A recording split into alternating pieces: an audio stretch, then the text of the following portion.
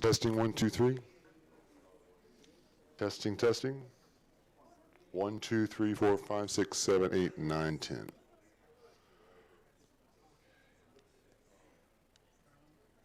Not getting anything?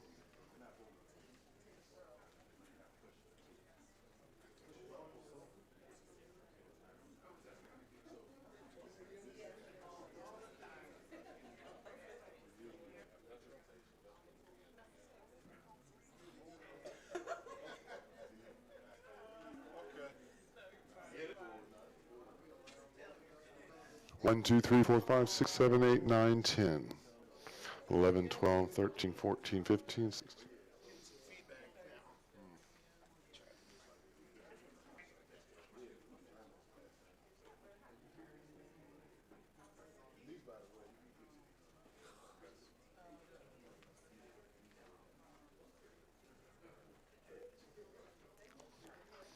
One, 2, 3, 4, 5, 6, 7, 8, 9, 10.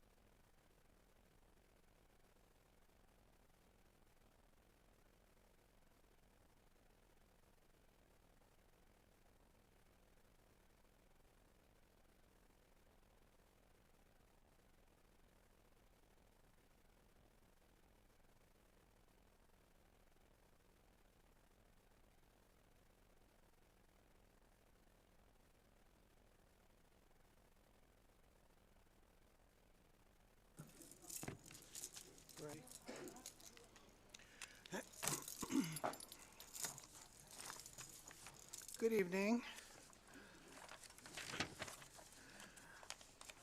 Ms. Vaughn, are you ready? Our meeting is now called to order for our work session, December 9th, 2025 at 6:51 p.m.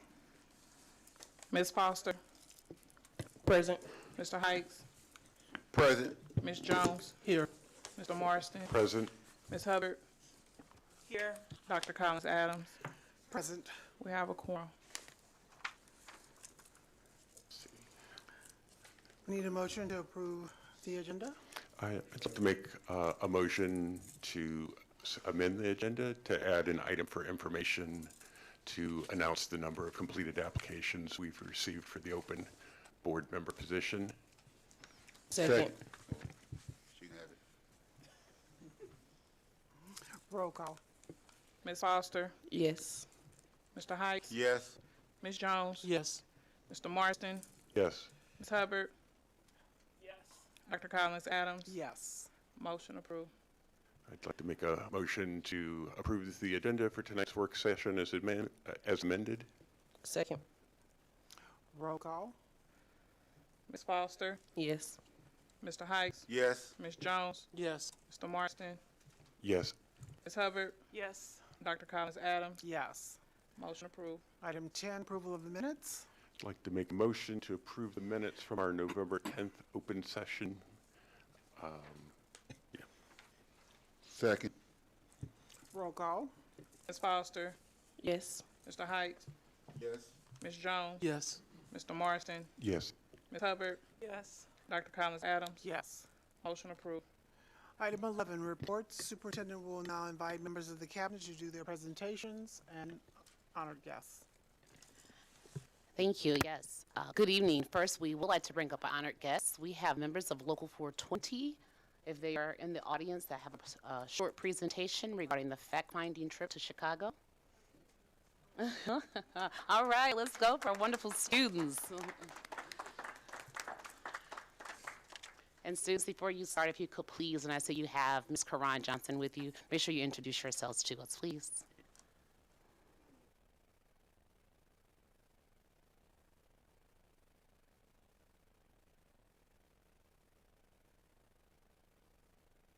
Let's take us back. There we go. Good evening. Before we give our little speech, we would like to show you all a video.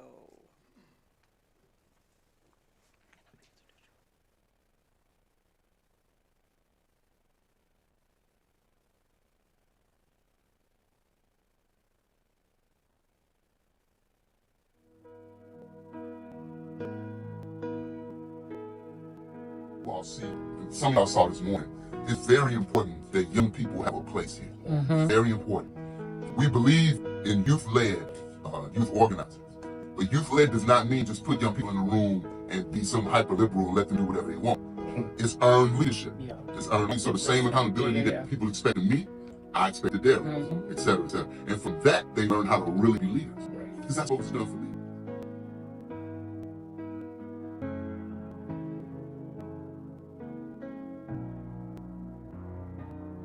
Put the Obama Presidential Center in the middle of Washington Park. And as a result, tear down Diane High School, our last open enrollment high school in the Bronzeville community. The community built a plan because the community district wasn't going to build one. And there was a lot of support for that community plan. And they ended up being the 34-day hunger strike in South Dakota. They closed the school, they phased out, and we made them reopen with $16 million in new investments for children in the neighborhood. So it's open today. Officials, whether they look like me or not, getting in these positions and just being hustlers. Come on. Where they use charisma to hide their emptiness. We need women and men of substance. We need women and men that have courage. We need young people that have courage to start saying that we deserve to control our community. One thing that we've learned is that we cannot trust those that don't have our best interests at heart.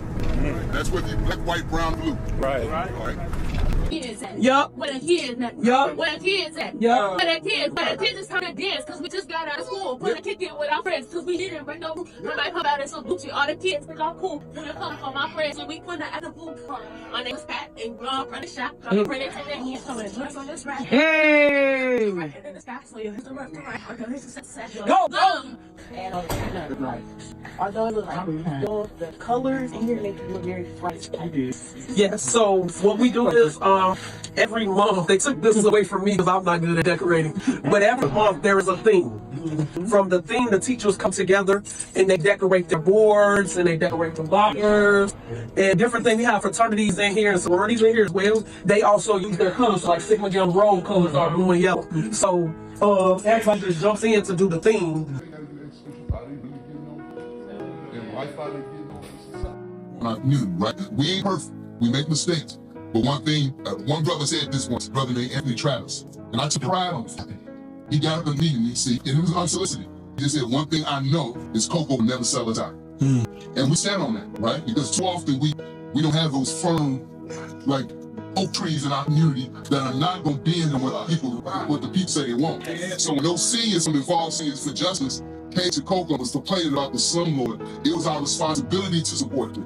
We ain't doing that special, that's what we're supposed to do. When Zaya came and said, I couldn't get nobody look for black girls, we had a charge. You know what I'm saying? When I met this brother, he was in 6th grade, we had a charge to nurture him because you could tell he wants to do more. That's what we're supposed to do, because people did for us. Right? Please stand up about two.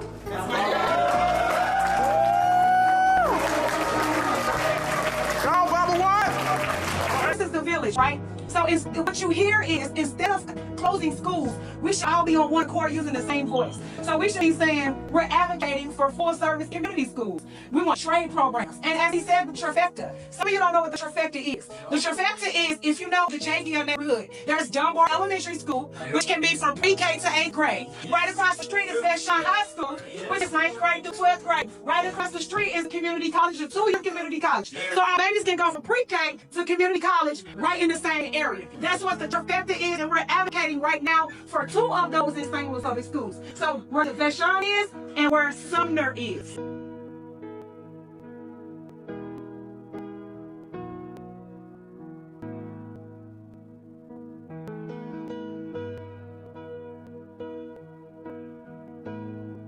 Utilizing that space in those buildings. You keep hearing people say, we don't have enough kids in our building, we gotta close the schools. But as you saw a health center, you saw a real arts program, you saw media, you saw rappers, you saw everything that we see daily. The students, the staff, the community partners, the unions, the school district. We cannot do it without each other.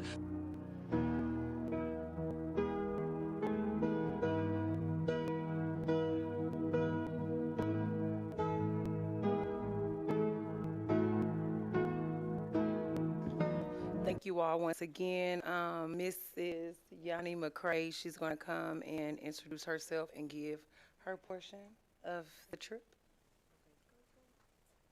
You got this. Good evening, members of the board. How's everyone's night going? That's good. That's good.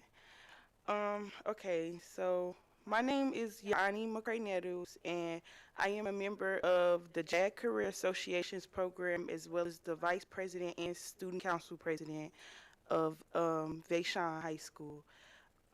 Recently, I had an opportunity to travel to Chicago, and that experience taught me something important about what schools can look and feel like when the right support is in place. In Chicago, I saw what it means for a school to truly be a community while also showing restorative justice. What stood out to me the most was how their schools cared about students' lives and not only their grades. Adults were actually available to listen when things got difficult. Teachers, parents, and community groups worked together so the school felt safe, organized, and less confusing for families.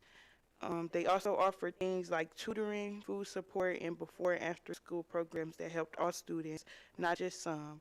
Families had resources in one place, and students didn't feel like school was just somewhere you show up and leave. Instead, it felt like the center of the neighborhood, a place that supported everyone. Seeing that made me realize how powerful it is when a school invests in the whole student and the whole community. It made me think about what we could do here in St. Louis to help students feel supported, connected, and understood in the same way. Experiences like this help students like me imagine a better future for our schools and our city. And I also want to just thank you for your time and for listening to what students have learned and hope to bring back to St. Louis. Thank you.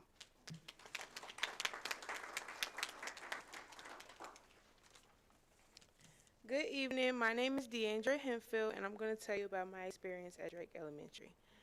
Visiting Drake Elementary School in Chicago was one of the most inspiring experiences I've ever had in a long time. From the moment I walked through the doors, I could tell the school was built on a strong foundation of community support and opportunities for every student. The atmosphere felt warm and welcoming, and it was clear that the staff truly cared about creating a positive environment where students could grow.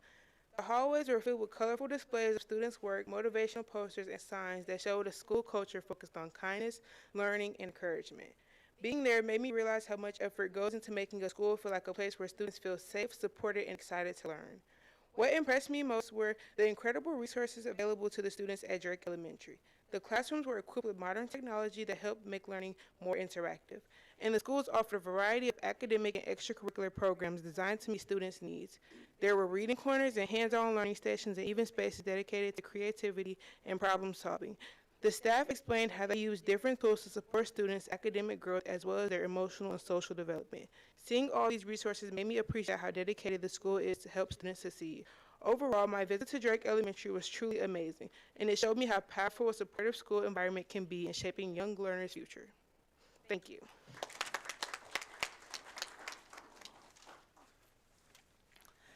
Hello, my name is Tyler Eaton, and I am a junior who attends Vashon High School. I'm here to talk about what I saw and learned on our Chicago field trip to Drake Elementary and what it made me realize about my own school.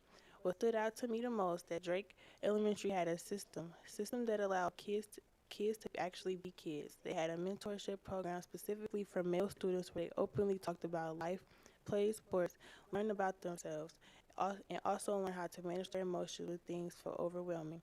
The adults at Drake Elementary were very proactive. They didn't wait for students to fail before stepping in. They engaged with students, supported them emotionally and physically, and made them feel seen. Coming back to Vashon, the differences was hard to ignore. We need more organized programs. We need a makerspace. We need working technology. We need hands-on learning. I am a junior thinking about college and life after high school. I want to be prepared, and I want to know how to do things on my own. But being this far into high school and still not knowing certain things make me feel behind. I know I'm not alone. I'm speaking for students who are afraid to speak up, students who feel overlooked, students who want more from their education and don't know how to ask for it. We don't just need motivation, we need structure, we need programs, and we need a school that feels like a community, not just a place where we're trying to survive. I want to help for our school, not just for me, but for everyone who comes after me. As I wrap us up, I'm going to ask Dr. Letitia to come right before me. Good evening to the board. I'm not standing before you to add much. You've heard, as the saying says, out of the mouth of babes, so it's not much I can add in that regard. However, I did have the opportunity to attend the visit to Chicago, and what I did see was firsthand what happens to neighborhoods and communities when schools have closed and how it impacted those neighborhoods in Chicago. What I also saw was a renewal and a motivation that occurred when the school decided to be a pillar in the community to provide all the services that families need to mitigate some of those challenges and those barriers that families were facing, everything from the physical to the social to the emotional, all the things that sometimes impede their academic performance. So what you saw and what you will continue to hear from Ms. Karan Johnson is in direct alignment with what we support and what we do on a regular basis in the Student Support Services Department. So I was just adding that we stand ready in the Student Support Services Department to revitalize the programming that you're hearing about today, to have a more comprehensive and collective approach to making sure that we're meeting the needs of all of our families, all of our students, from pre-K to the time they leave our high schools, and they are the parts of the graduates that we know that they are destined to be. So we stand ready to support whatever your decision is around revitalizing community schools in St. Louis Public. So thank you, and I appreciate the team for inviting me to attend and allowing me to have a little bit of the time on their program. Thank you. Thank you all again for allowing us to present. Just to be clear, we took this trip, but St. Louis Public Schools has many things that we are bragging on as well. Across the country, school districts are working to rebuild and restore what public education has long been meant to provide for students, families, and staff in our communities. SLPS is taking important steps towards this work through its commitment to community schools. Schools that go beyond academics to serve as hubs for resources, partnerships, and opportunities for all of us. This approach aligns closely with what we learned in Chicago, and they have implemented it for years. As a result, schools become places where families are welcome, students are supported holistically, and educators are not expected to carry the burden alone. Oftentimes, we carry the burden of having to support our students in all areas of their lives. SLPS is moving in this same direction by expanding partnerships, strengthening wraparound supports, and acknowledging that student success is inseparable from the stability of families and neighborhoods. Working together, such as what Dr. Deidre Thomas Murray does to help families in transition as far as living arrangements. Community partners like the Hidden Gem Bread and Breakfast, they cooked for some of our St. Louis families for Thanksgiving, and they allowed the whole families to come and watch them cook and kind of partake in that. As you all saw and as you all heard, amazing things are not just happening in Chicago, they're happening here at St. Louis Public Schools. Our students and our staffs are by far the amazing. Community schools are especially critical in underserved areas because they meet people where they are. When schools operate as hubs, we can all thrive, have access to health care, food assistance, counseling, trade programs, housing assistance, washer and dryers, so that our families can have clean clothes, regular pantries, adult trusted educations, and all in a centralized location. This is a safe space for us and all the families we serve in the neighborhood we live in. Our ask is based on our recent fact-finding mission to Chicago and what we already know that works for our students and families here in St. Louis Public Schools. We recommend the Board of Education pass a resolution requiring SLPS to implement a St. Louis version of sustainable community schools with wraparound services models starting with the lowest performing schools in our trifecta area schools, beginning in the 26-27 school year. Thank you all once again for allowing us to present, and may we just continue to keep thriving together as the community.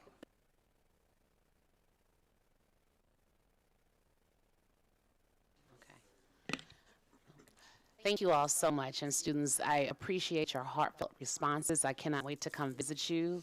And V, let's get ready to roll. All right, so next we will keep moving. We have our calendar presentation. This is for the 26-27 calendar.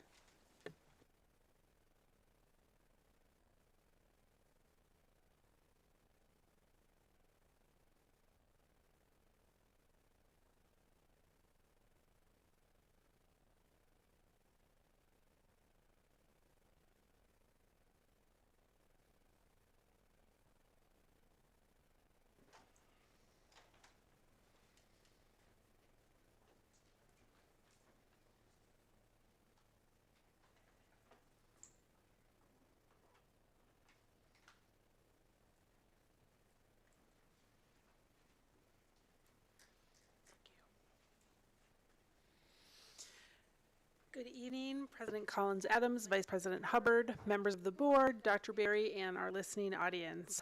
I'm Allison Dino, Chief of Schools, and I'm here with Natasha Mitchell, our Chief Technology Officer, to share the work of the SLPS Calendar Committee. The Calendar Committee definitely really lived our SLPS values as it came together over several sessions to provide a calendar proposal that supports students and staff and allows all our students to demonstrate the competencies of Portrait of a Graduate. You can see here a summary of our calendar committee work. We convened a cross-functional team that included school leaders, central office staff, local 420 representatives. Members of the calendar committee are in the audience with us this evening. If you are on our calendar committee, can you stand up so we can see who's here today? As you can see, there's a lot of folks who came together over several days of work to do this. We held 4 meetings to review prior calendars from other school districts. We identified strengths and challenges, and we made sure that we were aligning all our calendars to our DESE requirements. We conducted a lot of research. these folks got into groups and built several calendars, and then we came together to see where the themes emerged.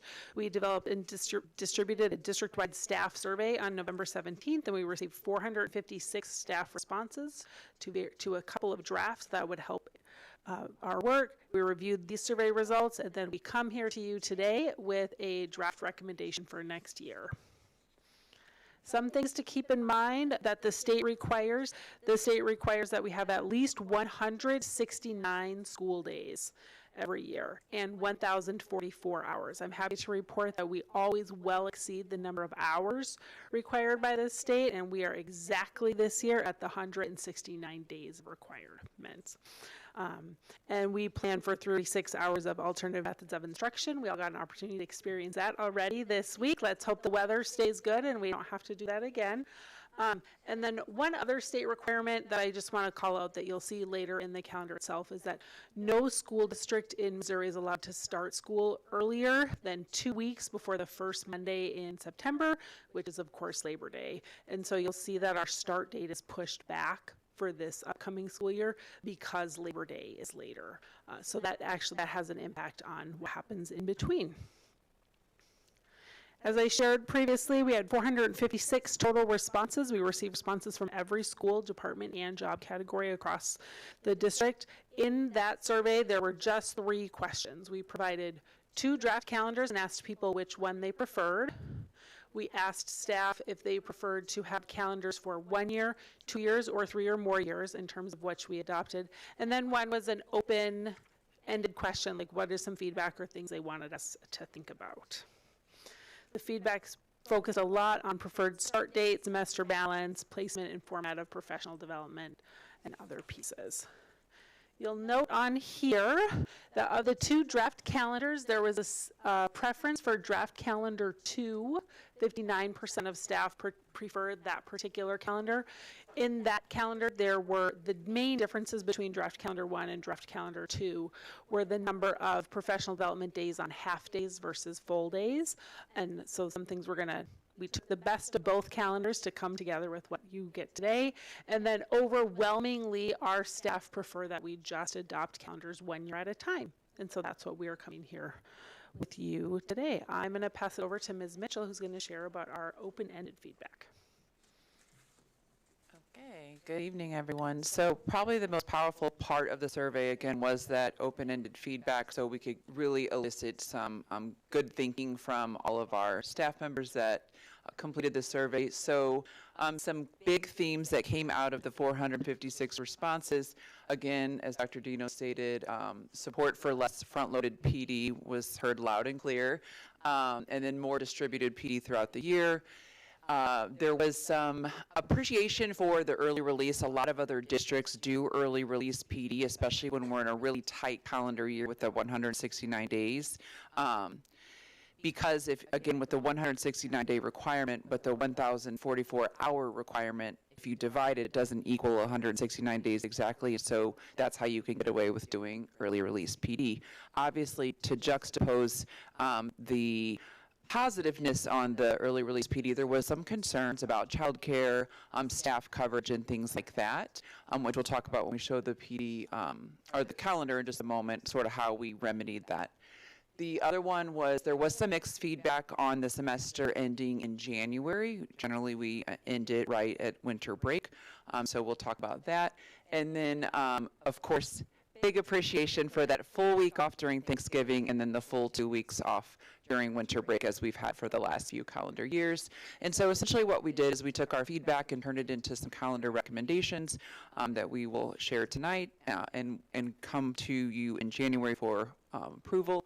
And so we reviewed that during our final committee meeting with everyone, all of the staff feedback, all of the work we had done to date to present this calendar to you. I apologize, I know it's small. We wanted to get it on one page. I do want to note this is a prototype markup. We will send the final calendar to our graphic designer for that public-facing published calendar. So please not to worry on that. What we want to lift up on here, again, is students cannot start any earlier than August 24th. also that we must have 169 calendar days.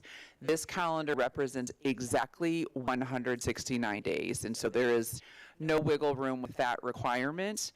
The other big pieces, if you notice, we did keep in 2 early release PD days because the overwhelming feedback from the committee was if it is something we want to entertain, we want to have a year kind of look at what that could look like, and we wanted to have some data of what an early release day could look and feel like, and so we did build 2 of those in. You'll see that in the pink. The other big shift again is the semester, where the semester ends. So with the 169, what we really wanted to emphasize is to have balanced semesters. So make decisions for students rather than convenience because it backs up to the break. With the late start, because of Labor Day, there would be almost 2 full weeks of difference if we end this semester at the end of December. We had a couple teachers on the committee that gave some of the strongest feedback about it because there was some concern about finals and things like that. But one of the teachers actually stated she thought it would benefit her students because she would have them come back, let them study for finals.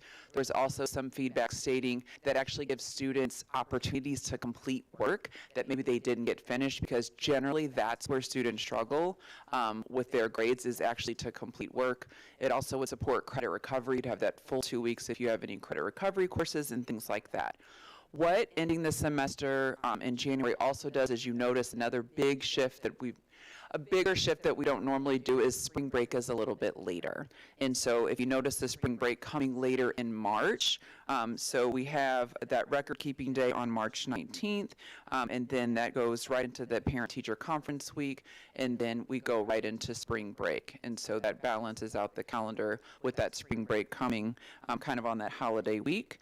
And again, we have as much PD as we can built in to make up our 169 days with the students. And so this is essentially the calendar at a glance, again, taking in all of the feedback and things like that from the staff, survey responses, as well as the committee. And we did have a robust committee. As you can see here, this is a long list of all of the committee members across many, many departments in central office. We had representation from school, again from Local 420. We wanted to get everyone's voice in the room as we developed out this calendar. So, any questions? Did I miss anything? I actually want to add one thing, sorry. Later on in the agenda, we're going to also ask that we update one of our board policies related to the calendar, because our current board policy related to the school calendar is not in alignment with current state requirements. And so you'll see that that's one of the items on our agenda for you to consider along with this at your January meeting.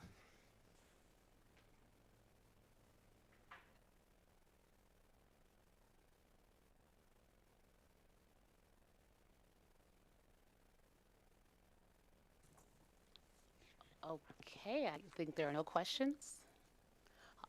All right, thank you all so much for that.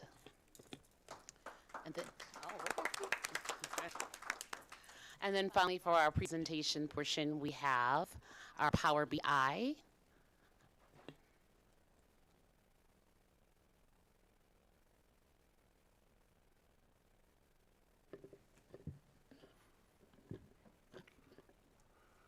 Good evening, Dr. Collins Adams, Vice President Hubbard, board members, listening in the audience. So tonight, we will provide a follow-up to the master planning work by introducing an interactive dashboard developed by Cordigan Clark called SchoolPad. This tool features comprehensive information about our schools, including building data, enrollment trends, progress, projects, and key demographic information. The dashboard will be accessible to the public after December the 19th, following the launch of our new district website. We're excited to hear about the updated design and improved user experience, which will better highlight our district stories, data, and resources, including what's going to be presented tonight, the SchoolPad. And at this time, I will turn it over to Cordigan Clark to present a brief overview of SchoolPad. Thank you, Chief Watson. My name is Steve Raskin. I'm with Corrigan Clark Dittmer. With me tonight, I've got Mr. Tony Duncan and also Ms. Tiffany Dawkins. And we're excited to share with you a digital online dashboard that we've entitled SchoolPad.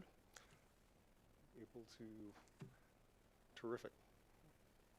So this is a brand new, system that we put together since our last conversation. When I visited with you some months ago, we looked at some very dense data sets. We looked at demographics, facility condition assessments, building utilization, and so forth. What we've done since that time is develop this new product, as Chief Watson had mentioned. It's called SchoolPad, Planning Analytic Dashboards. It is developed exclusively for St. Louis Public Schools. Tonight, I'd like to give you a very short overview of what the capabilities of this dashboard are. What you look at here today is a digital, basically a digital format. What you see is a home page, which basically has public school information. We look at a district map. We have some basic district information in terms of total number of schools, total student enrollment, total square footage. We also look at visualizations that calculate schools and enrollment by zones. We look at enrollment by zones. We also look at basic information in terms of Prop S improvements, and these are dollar expenditures that have been spent by the district on critical infrastructure over the last 2 years. We also look at basic demographic information. This is a static board which basically gives some quick snapshot information relative to the district. On the left-hand side, we have a series of images. We look at enrollment, demographics, school information, neighborhoods, facility conditions, expenditure forecast, and we have a question and answer page. And if we go to the enrollment page, the nice thing about this system is everything that you see is live. Everything that you see is interactive. What we're looking at here is overall student enrollment. We have a location map on the top left corner. We also look at enrollment by school type, whether it's ECC, elementary, middle, and high school. We also look at enrollment by grade level, and we look at all the different enrollments for the entire district at this point. I would caution that the information that you see right now is updated in terms of building level enrollment with the 25-26 academic year, but we are in the process of updating grade level enrollment information for this calendar year as well. And Tiffany, if you could please select one or more of our individual schools. The real power of this system, it gives you the opportunity to look in real time and look at enrollment for one school or multiple schools in a different selection set. You can also look at enrollment based upon input start year. We can go back as early as 2016, and we can forecast all the way through year 2031. As you look on the right-hand side where it says enrollment by school, we can share with you enrollment information from historic school dates. We can forecast through our demographic analysis future dates, and also show some deltas. Gives you trends in terms of enrollment inclines and declines. And if we can go back to the next demographics. If you can select all, please. Thank you. So now what we're looking at is a graphic representation of total district enrollment. And as you see on the top left visualization, we look at enrollment starting back at year 2014, and we follow that trend line, which is consistent with what we talked about before. Everything in solid is historic data. Everything with a dashed line represents forecast school data. And I would point out this also includes updated information based upon what we've gathered subsequent to the tornado in May. On the top right side, we look at English language learners. We look at enrollment information from there. We also capture transient student data. I should point out that a lot of this data comes from both St. Louis Public Schools. It comes from Missouri Department of Elementary and Secondary Education. It also comes from U.S. Census data, as well as a myriad of other data sources. On the lower left-hand side, we have some very specific student demographic data in terms of male, female, race, and ethnicity, and also capture some of that information on the right-hand side. And Tiffany, there you go. We can also be looking at not only one school, but we can also do selection sets of schools as well. So now you're capturing that data for specific target schools and target zones.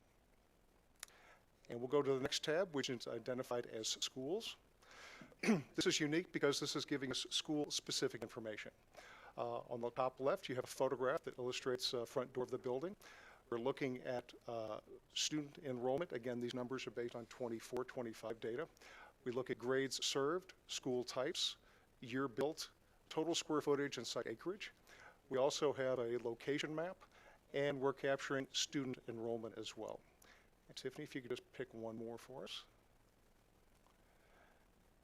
You can see that this information is very dynamic and it works in real time. If we go to neighborhood, please. Yes.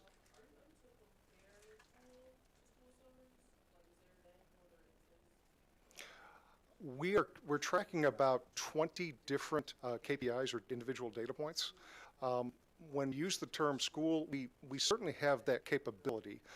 I guess I'd like to be more specific about what those individual KPIs are. We certainly can do that. This is completely user customizable, and we can set it up in any way that you like. Right now, the schools have all that information as an individual school, but we'd be more than happy to update that to any fashion that you'd like. Neighborhood is similar. In this case, we're actually looking at a specific school neighborhood. We are looking at attendance zone maps. Again, this is information we gathered during our demographic assessment. We have school attendance zones. We also have heat maps identifying locations of all of the students in attendance of those areas. We also show a 1 mile radius for walkability and transportation. On the right-hand side, we identify feeder patterns for elementary, middle, and high schools. On the lower left, we include demographic data that includes median income. We look at poverty levels. We look at walkability as well as vehicle ownership. We also track information in terms of ownership and rental of specific areas. And then we look at the opportunity for school-age students both in households as well as those students who are attending school and those specifically who are attending their local neighborhood schools. Another feature that we've included as part of these dashboards is the financial information gathered as part of the facility condition assessments. What you're looking at here is an overall assessment of all academic buildings. We have captured the total cost for all of those systems were identified as being deficient or needing upgrades and maintenance over the duration of the term that we looked at, which is 20 years in this case. We also capture facility condition assessment score data. Generally, the lower the number, the good, the higher the number, a little bit less desirable. We also capture critical maintenance information relative to items identified as part of that facility condition assessment.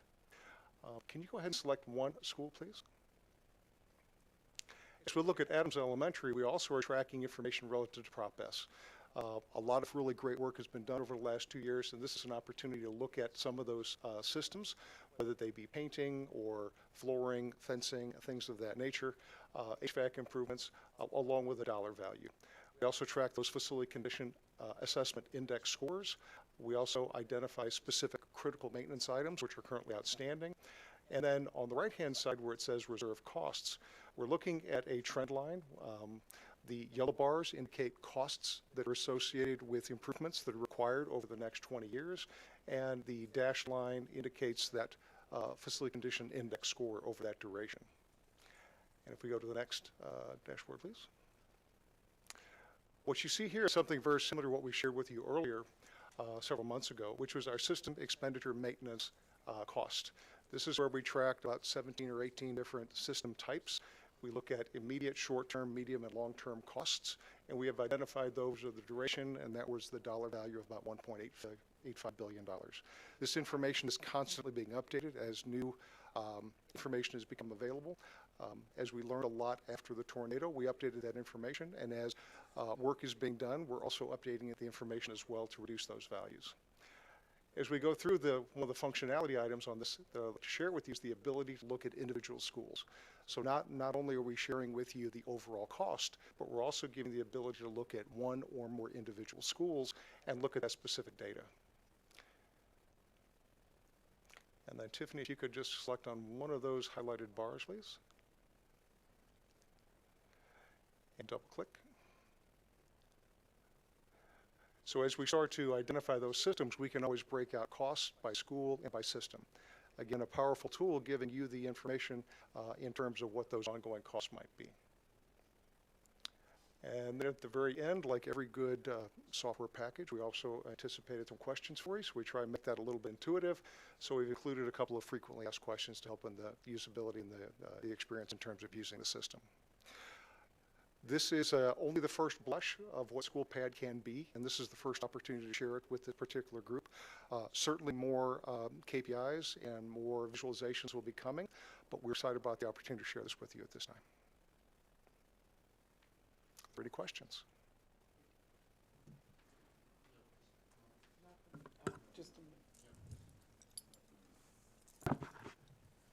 Yeah, Mr. Marston. So Adams Elementary happened to be one of the examples we looked at, and my little connection to Adams is that for many years I biked past the school on my way to work. So before I get into some observations from the presentation, I just want to give a shout out to Louis Claybon, who's the crossing guard at Tower Grove and Nista. If you're familiar with Louis, yeah, he was the best part of my day, a lot of days. So shout out to Louis. And just wanted to share some observations that jumped out from the slides. So Adams Elementary is a neighborhood school, and it's drawing students from all over the city. It's kind of the kind of map I would expect from a magnet school. And there's actually more students coming there from outside its attendance zone than inside it.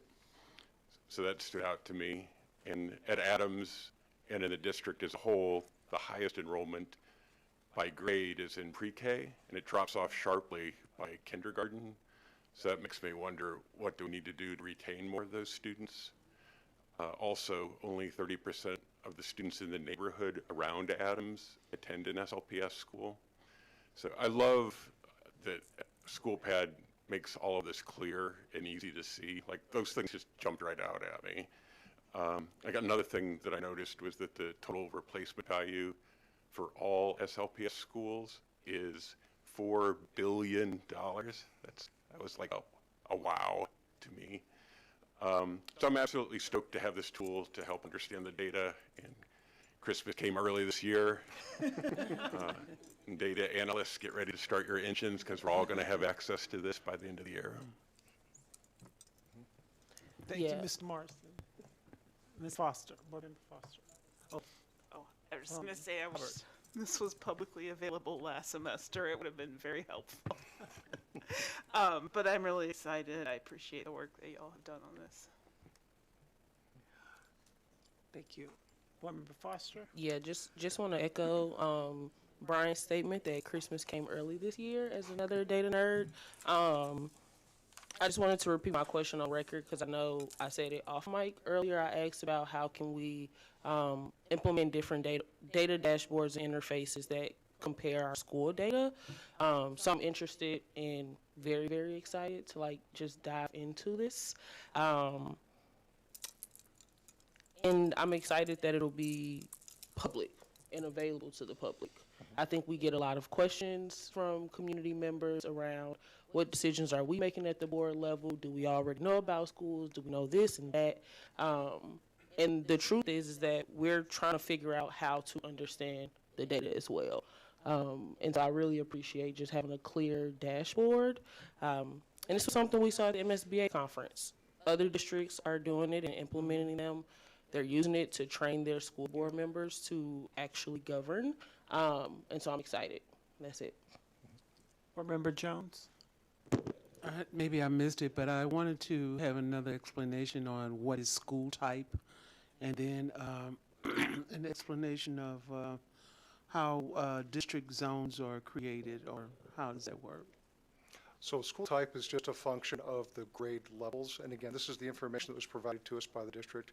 We've got elementary, middle, and high schools. And then we have different schools that might fit a little bit outside that boundaries. Sometimes we have elementaries that might serve 3, 4, 5. Sometimes we have schools that serve K through 8, for instance. So those school types can be a little inconsistent in some fashion, but that's just the nature of community-based schools. Your second question, if you could repeat that for me, please. The second one was school zones, district zones. Oh, the school zones, we copied the paradigm that the district uses from the operations department in terms of north, central, and south. And that's just a mechanism that we use to help subdivide the district. That's the only purpose that we'd use that for. Thank you. Thank you. This report comes right after we heard our report on the community schools, and this gives us a data point to be able to look at what's going on in the communities, number of individuals that live there, the kind of things that we would have to look at to be able to decide how we're going to design a program. So thank you very much. Additional questions? Dr. Barry? Thank you very much. Yes, well, thank you so much. We were extremely excited as well when we saw this, and so we also geeked out. So we are looking forward to utilizing this in the future. So that concludes our presentations for this portion. Thank you. As we move to section 12, our consent agenda items, they are voted on upon in its entirety. Any board member may ask to have any item on the consent agenda removed to be voted on separately. We have a number of consent agenda items. I believe there are 19 of them tonight. So as we roll through them, 12.1, agreement with Hilton St. Louis at Ballpark Hotel, and that is for the Soldan and Gateway Prom, I believe. Yes. And if there is any discussion, please just. Was someone talking to us? I don't know. That's the data point, right? I know, it's AI. 12.2, Harris Stowe Council Practicum Placements. 12.3, purchase services for My2U game truck. 12.4, Follow Destiny Systems and additional license purchase. 12.5, contract renewal with Curriculum and Associates LLC. That is a subscription and training to Elevation Program and Platform. 12.6, excuse me, the school calendar for the 26-27 school year. Do we want to pull that separately, or are we going to? Yes, ma'am. We'd like to put that for item for action for next board meeting. So we would not need it for this board meeting unless you want to keep it there. And No, I think we need to move it to the Understood. next board meeting. So Ms. Vaughn, will we pull in 12.6 to items for actions for our January board meeting? 12.7, 25 Bar Gateway STEM senior photos. 12.8, U.S. Department of Veterans Affairs. Excuse me, a memorandum of understanding. 12.9, the Chase Park Plaza Central VPA Prom. 12.10, Community Partner IFM Community Medicine. 12.11, Community Partner Health and Wellness. 12.12, Community Partner Health and Wellness. One is part 1 and one is part 2, I believe. 12.13, Community Partners College and Career Readiness. 12.14, Community Partners for Girl Scouts. And 12.15, Community Partners Math. President Partnership. Collins Adams. Board Member Foster. Yes, just a quick question on 12:15. Yes. If anybody from the leadership team or Dr. Berry is able to speak more about this partnership, I know it's establishing something new. This is really math focused and based, but just a little bit more information. Absolutely. Is Ms. Kane here this evening? All right. Yes.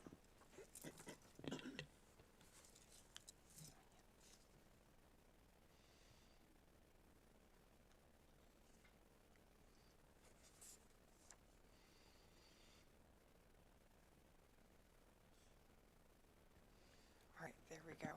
Yes, so good evening, everyone. Good evening. So 12.15, the Math Community Partners is Green Machine St. Louis. So they are hoping to work with a few of our elementary schools to bring in hydroponics so that students can learn a little bit more about biology, integrate it into different subjects. So while it's not specifically math, since it fits under STEM, that's where it belonged.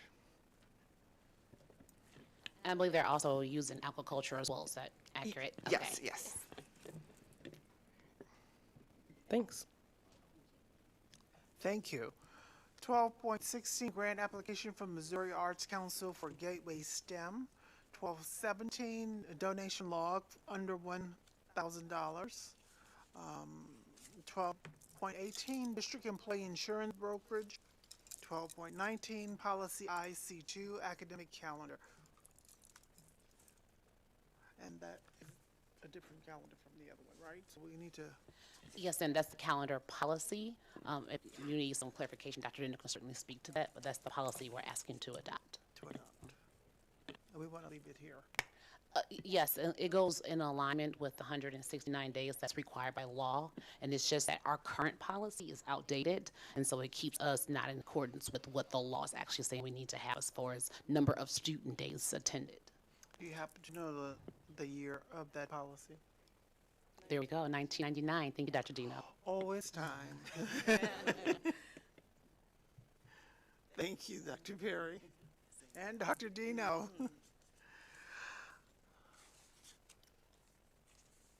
Ms. Vaughn? We've read our agenda items, consent agenda. Are there any additional discussion? Is there a motion on the floor? Not yet. To move it on to the consent agenda for next. Yeah, so with the exception of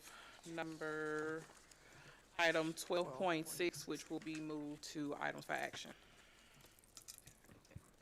Make a motion to move the consent agenda items except for 12.6 onto the consent agenda for the January meeting.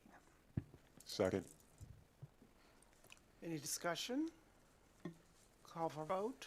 Ms. Foster? Yes. Mr. Hikes? Yes. Ms. Jones? Yes. Mr. Morrison? Yes. Ms. Hubbard? Yes. Dr. Collins Adams? Yes. Motion approved. Section 13, items for discussion, items that have been presented in the past and need amending or change order. 13.1, inclement weather proposal. Yes, ma'am, and we do have a visual just in case if we needed it. We currently have an inclement weather proposal, I think that we presented last year. Not quite sure if everyone was able to see it. We did have some few changes to it, mainly in a sense of some of the language that we used, particularly if you're looking at emergency C plan. We just at the top, it used to talk specifically about closing school because of weather. We just changed that to make sure that it's about conditions. As we know, various conditions may prohibit a school from being opened. And then with this, just to provide clarity to the public regarding when we would call an emergency day, a snow day, or an AMI day. I know on the last AMI day, there was some concerns, staff asking or students asking, why would we not just have a closed school day? Again, our calendar, it's 169 days exactly. So if we miss one day, we have to come back to make up that day. So as of now, we have those 36 hours for AMI. So we would like to utilize those prior to having to come back. And we also, with that, will have a communication plan after this evening that we're going to share with our families and our staff on how we will go about when we're closing and making those calls. I know it's asked if we can do those around 4 a.m. However, we are oftentimes, Chief Watson and his entire team driving around on the streets at 3 o'clock a.m. We are having calls with various school districts with the weather just to make sure what's happening.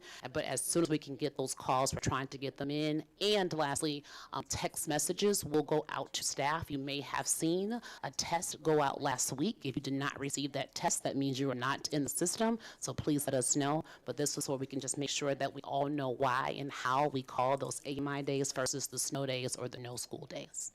Thank you. And for the benefit of our parents or community members that are watching, AMI stands for Alternative Method of Instruction.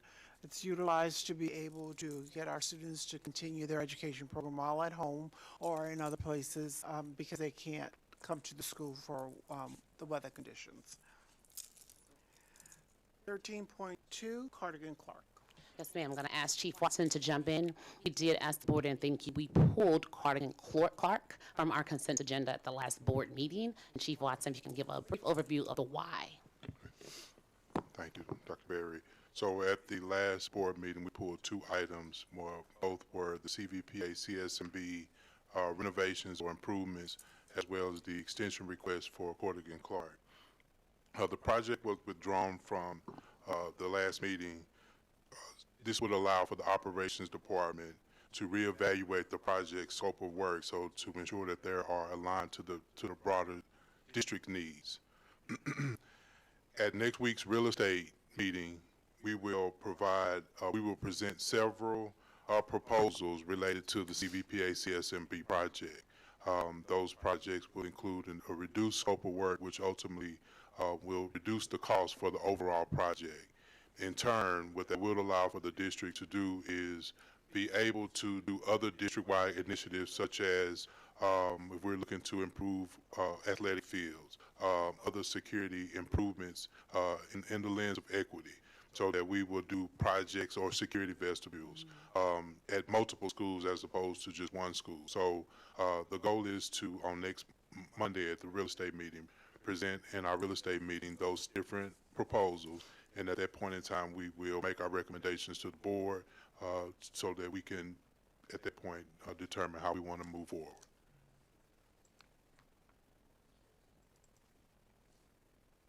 Okay, thank you. Thank you, Chief Watson.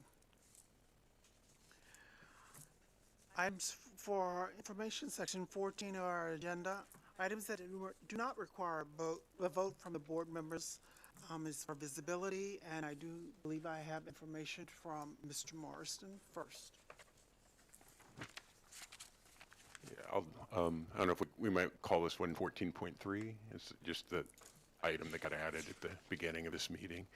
I just wanted to announce that we've received 11 completed applications from candidates for the open board member position, and the board will be reviewing those and inviting some of those candidates to be publicly interviewed.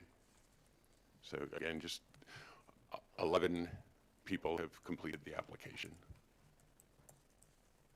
Thank you, Mr. Morrison.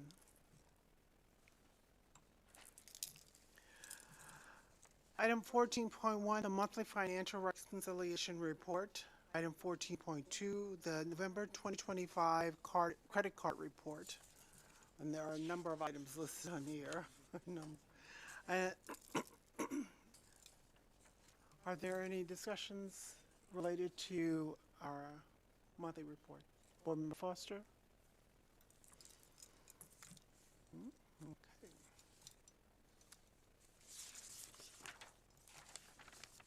Items for action. Section 15, items that require a motion for the board members. Item 15.1, school reopening plan proposal. Absolutely. We are bringing our final proposal to you today for about 3 schools. And so we're going to ask Chief Watson. There is a very short PowerPoint that goes with this, but Chief Watson, if you can please lead us in our proposal. And while he's doing so, I just want to thank the entire team. We met weekly at 2 o'clock every day on a Friday, and it included parents and a host of team members, the principals, and we do have some of the principals actually here. Thank you, Dr. Crumble, who assisted in this process to ensure that we were able to capture the voice of all stakeholders. And so we come to you today with a recommendation.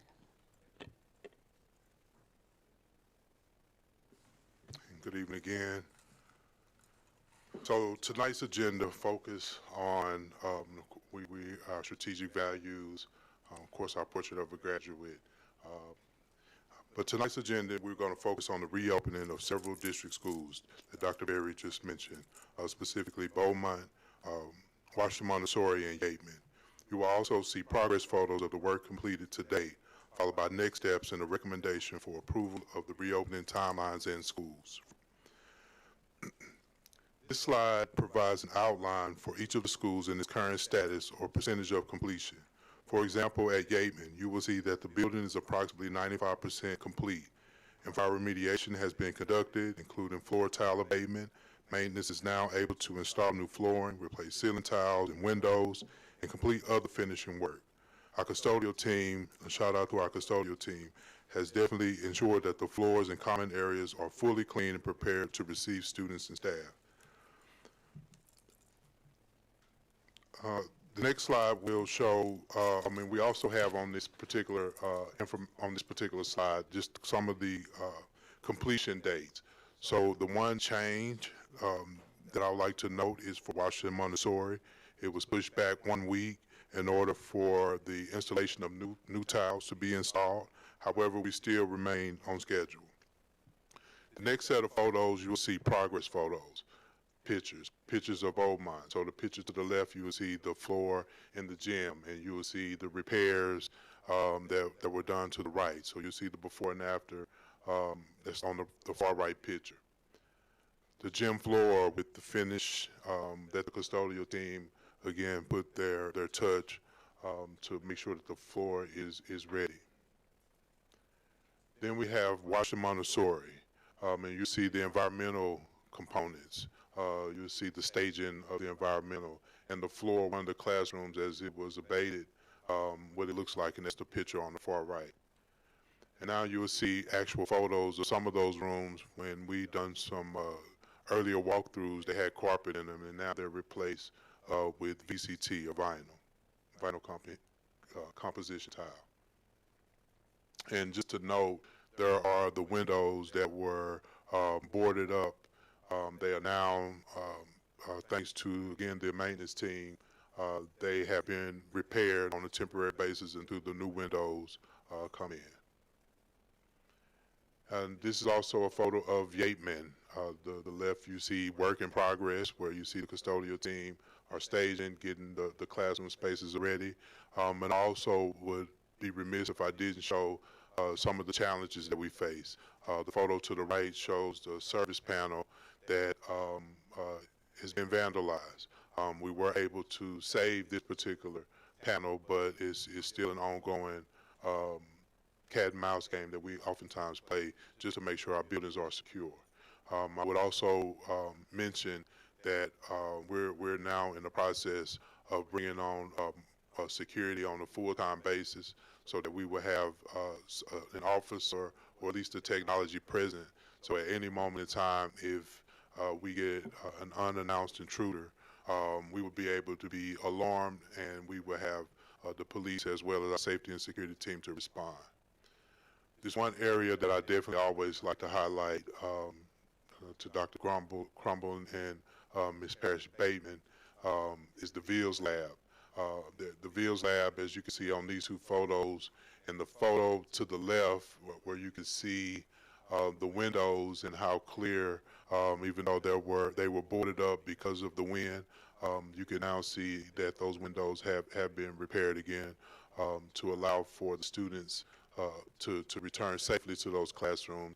And another view of the classroom, of the VIL classroom to the right, as it's already set and ready for students on hopefully in January.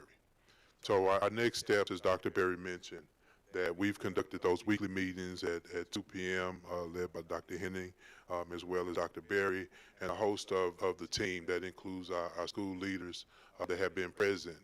We were able to talk about not only the status and the updates, but also conducted walkthroughs that were held last week. We were able to go to both locations, make sure that the items that need to be moved and where they're going to go to the home schools have been secured, confirmed by the school leaders. And we're planning on moving, pending the board approval of tonight's recommendation, starting December the 22nd. December the 22nd, that first Monday after the students have the winter break, we will begin the moving of those items in classrooms. Our RFP that we had posted that was initially, the open date was November the 3rd. We did extend the bid due date till December the 19th. The deadline was extended because contractors initially were required by invitation only, and in order for them to access the documents, they had to receive an email. Now we have made this public for anyone to go into Bonfire and actually access those documents, so that will allow for us to have a more fair and bidding process, and everyone to have the opportunity to not only review the documents, but also bid once the bid closes on December the 19th. This will also provide some additional time, as we received a lot of vandalism, particularly at our Ashland school, so that the contractors can make sure that the bids are thorough and before we make our recommendations to the board. Where we're going to continue our communications with our families and students and staff regarding the transportation, in which transportation letters, physical letters, will be sent out to schools starting next week, letting families and students know what their transportation schedule and routes are. And we've also, again, with getting student voices, meeting with the school leaders, we've been able to capture the voices and even surveys through our staff. And lastly, the recommendation this evening is to request the board to approve the reopening timeline for Beaumont. I did fail to mention that Hickey is tentatively starting August of 2026, Washington Montessori, and Yateman. And at this point, I will open it up for any questions.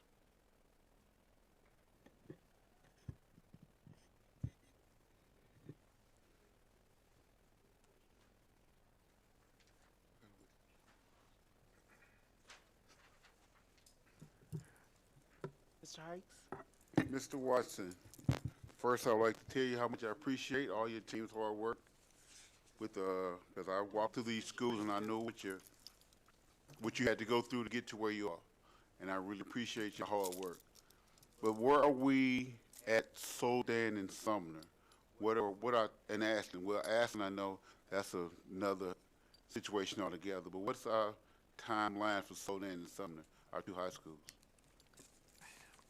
So for those particular schools, we're still waiting on the proposals when they get turned in on December the 19th, and then we'll be able to follow up and provide an update regarding those timelines. But one of the bigger lead items include the roofing materials for Soldan, and for Sumner, we do have some plans in the work, particularly with the top floor, of really providing some interior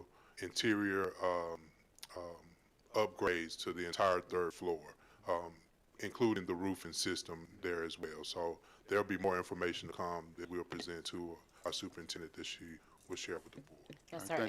And the last board meeting we did have on the timeline, we're looking at having completion possibly of December of 26. So that's more like January of 27. That's where we were as of the last time based off of waiting on materials and items. But once we get more, hopefully next week, we'll have a more conclusive update. And I would be remiss, Dr. Small is also here, and so I want to thank you also out loud publicly. Thank you. I want to thank you for everything that you've done to be able to move this forward, and Dr. Berry and fellow board members that stepped up and said, especially, I remember the night that Mr. Hike said, put windows there. Temporary window is better than no window at all. And, we were able to create change then and show the community that we care so deeply about where our students were going to school. And then, the superintendent and the whole team got together and made it work. So that shows the teamwork, the effort, the commitment to our district, the stamina you guys have, because you didn't have to, you could have just kind of dragged your feet. You didn't.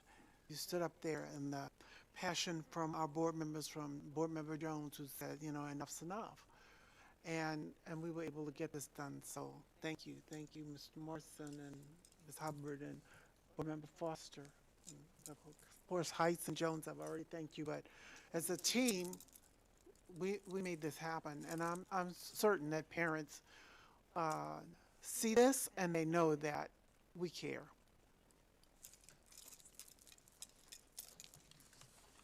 You can applaud. Thank you, Mr. Watson. You actually deserve the applause because you got the teams out there. I don't know how you did it, but you did. So, do we have a motion on the floor? Move to approve the school reopening plan as proposed. Second. Roll call. Ms. Foster? Yes. Mr. Hikes? Yes. Ms. Jones? Yes. Mr. Morrison? Yes. Ms. Hubbard? Yes. Dr. Collins Adams? Yes. Motion approved. 15.2, the December 26, 2025 recommendation. Yes, ma'am, thank you. So as you know, our school sites are closed starting the 22nd, I believe. And so we are coming to you asking, it has been quite a year for SLPS, and so we are asking you to approve our recommendation to close all district offices along with schools for Friday, December 26th. And that is, rather than come to work only on one day of that week. All offices technically would be open that Monday, the 22nd, the 23rd. We are off the 24th and 25th, and then we will come back the 26th. And so we're asking if we could also be closed as a district on that 26th. Yes. The absentee rate would be tremendously high. Anyway, I mean, the day after Christmas, okay? Is there a motion on the floor? I make a motion to approve the agenda, the calendar change for the district on December 26th, 2025. Second. Call for vote. Ms. Foster? Yes. Mr. Hikes? Yeah. Yes. Ms. Jones? Yes. Mr. Morrison? Yes. Ms. Hubbard? Yes. Dr. Collins Adams? Yes. Motion approved. Item 15.3 is a request for RFP for executive search firm. I will make a motion to have an executive firm search for a superintendent. I need a second. Yeah. Second? Is there? Second. Discussion. Mr. Marston? So Dr. Berry has worked for the district for 20 years and is doing a good job. In my opinion, we don't need to pay a search firm $150,000 to tell us that she's a legitimate choice for superintendent. And I'll also just note that the last time the district hired a search firm, we ended up with Keisha Scarlett. We've already had 5 superintendents in 3 years, and that kind of turnover makes it hard to follow through on any medium or long-term plans. Thank you, Mr. Marston. Board Member Foster? The mic is on. Yeah, I just want to say that I appreciate the comment from Board Member Marston. I definitely agree with the sentiment that Dr. Berry is doing an amazing job. I think our commitment to the community is that we would have a fair search to be able to look for viable candidates, and Dr. Berry, of course, will be able to apply for that. And we're still in the early stages of her interim phase as superintendent. I have all the faith in the world that she will be able to do what she needs to do. She's done a phenomenal job so far. But we made a commitment that we would follow, and we made this to the public, that we would do this. So I think my personal opinion as a board member is that we need to stick to our commitment. And this is for an RFP. We don't know who's going to apply. We don't have to accept anyone that does. We have to see what's going to actually happen.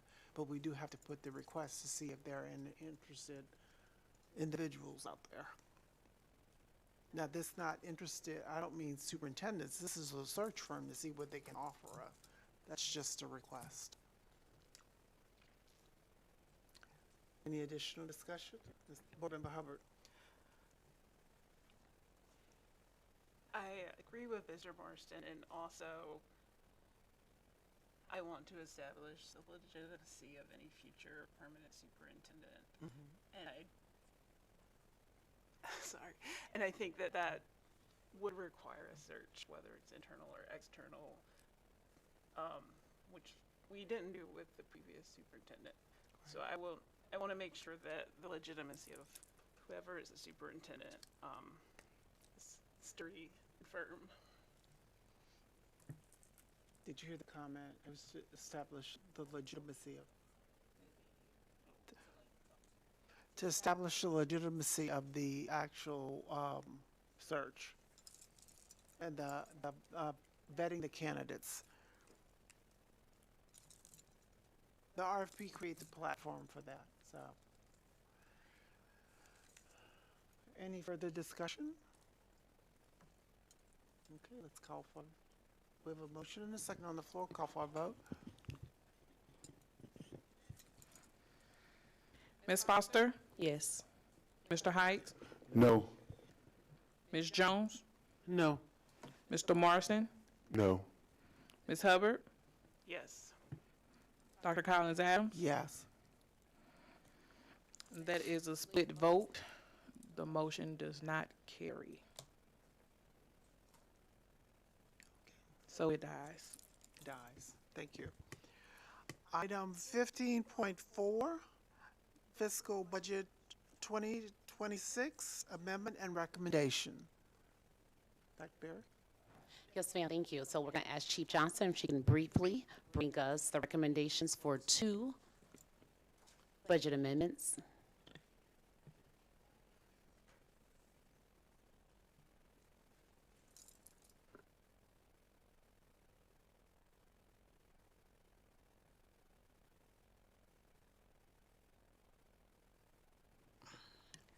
Good evening to the board, Dr. Colin Adams, Vice President Hubbard, other board members, audience, staff, and friends, because I sound like a preacher, sorry.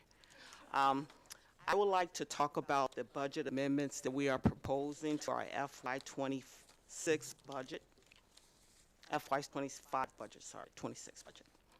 I'm getting my years confused, sorry. FY26 proposed budget amendments. Right now, we are in a very good place because our amendments are where our revenue is higher than our expenditures. So that is a positive thing. Normally, when we step before a board and ask for an amendment, it is because our expenditures are exceeding our revenue. We will be presenting to you on 3 separate occasions our budget amendments. If you recall, when I presented the budget in early June, I stated that we will be giving you guys opportunities to renew our budget and approve our budget amendments in November, December, again in February of 26, and lastly in May of 26. So let's talk about our revenues. Our total revenues have increased by $1.7 million. Now, where did that extra revenue come from? We received the Ashland Storm Recovery Insurance proceeds of $1.5 million, and we received insurance reimbursement of $220K. Our revised budget, our current budget is at $339 million. And with the addition of the revenues, we are requesting the amendment of our revenues to be $341 million. Our total expenditures remain unchanged at projection of $371 million. And what we're doing with this budget amendment is that we're shifting expenditures between line and object class codes, which means we're seeing increases in salary, benefits, and purchase services, and decreases in supplies and materials. So we're taking the budget from supplies and materials and added it to those line items to support the benefits, salaries, and purchase services. It is a simple change and transfer between those line objects, and it does not affect the total expenditures. When we talk about our fund balance projection, again, ending FY25, and this is definitely dependent upon and could change after our annual audit. We had expected revenues of $347 million. Our expected expenditures was $366 million, which left our fund balance bin at $18.6 million. That means we had originally stated that we were going to have a fund balance bin of $35 million. However, we've only estimated a total spend of 18.6.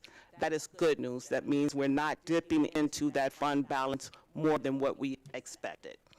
Now for FY26, again, our approved budget was at $339 million. Our estimated expenditures is at $371 million, which we had projected our fund balance spend to be $32 million, meaning we're going to dip into our fund balance projected at $32 million. This amendment, we're saying our estimated revenues, adding that 1.7 is at 341 million. Our estimated expenditures remain the same at 371 million. However, our projected use of our fund balance spend is decreased from 32 million down to 30 million. Again, that is a positive shift down. Now, we talk about our contingency budget. We have budgeted $8.4 million for our contingency budget, and in that contingency budget, we had planned expenses, sped contractors, teacher vacancies, salaries and benefits, safety officers and sub-overtime, unfunded initiatives, and then prior year expenses. What was some of the unplanned spend? Well, of course, as we have been talking about, the storm-related damages of the schools, legal and services and insurance services increases, purchase service, additional contractors to support the reopening of schools, and of course, extra service and overtime for those who are working towards these initiatives. Finally, our fiscal recommendation. We are bringing towards the board that any insurance proceeds received from FEMA, SEMA, should initially go to recover or cover those funds taken for the contingency for the unplanned tornado expenses. This ensures that we have funding available to use for those planned uses of those funds to cover those critical activities. Remember, if we're taking to support these unplanned fund expenses, we have to make sure we have money back in that contingency pot to support those planned funding items. And then it also provides additional funding in case of any upcoming emergencies. So again, budget amendment number 2 and 3 will occur in February and April of 26, and we will continue to evaluate our financial avenues to support a balanced budget goal for FY 27 and 28. Are there any questions?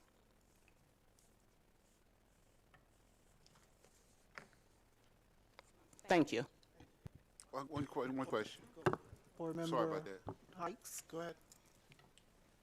With doing any of that, would that, and I gotta go there, would that affect the construction budget?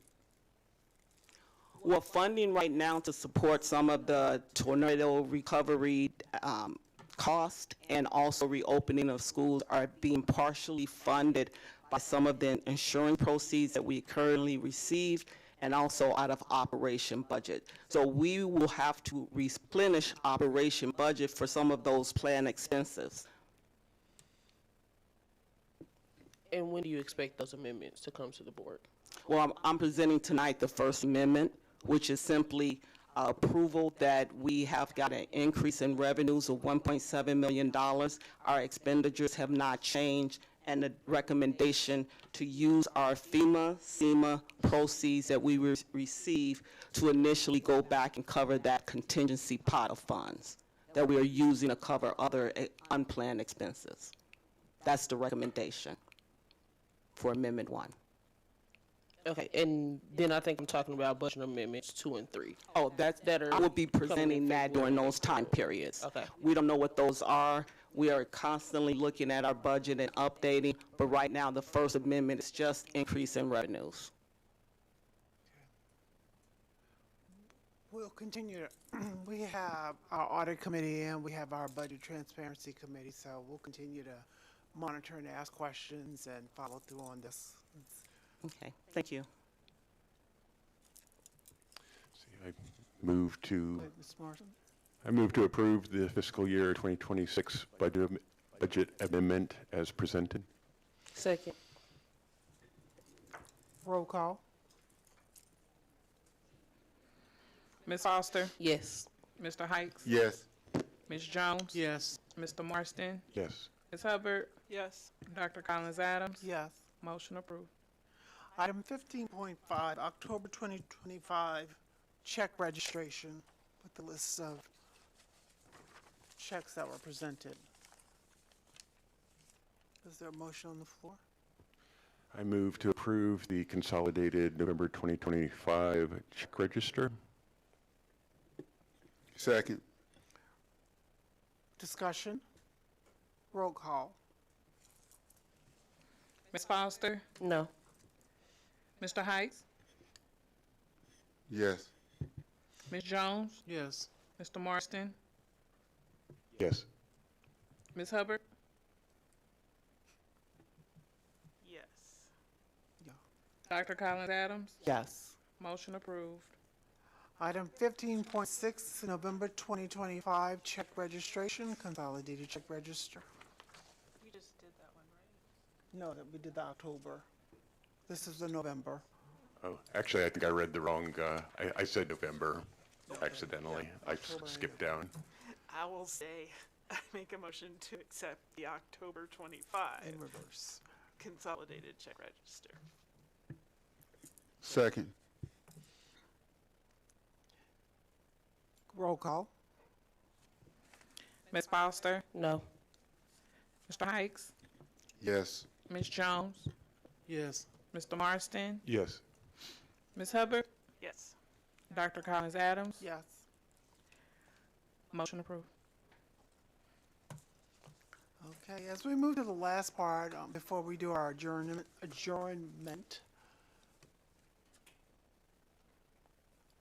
we have it.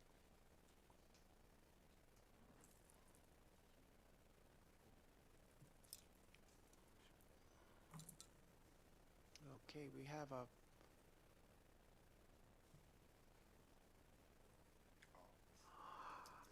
December 3rd, 2025, we presented, actually, there's a wrong, I can't see the date on there. Yeah. We presented our legislative platform, and I'd like to thank everyone that was involved.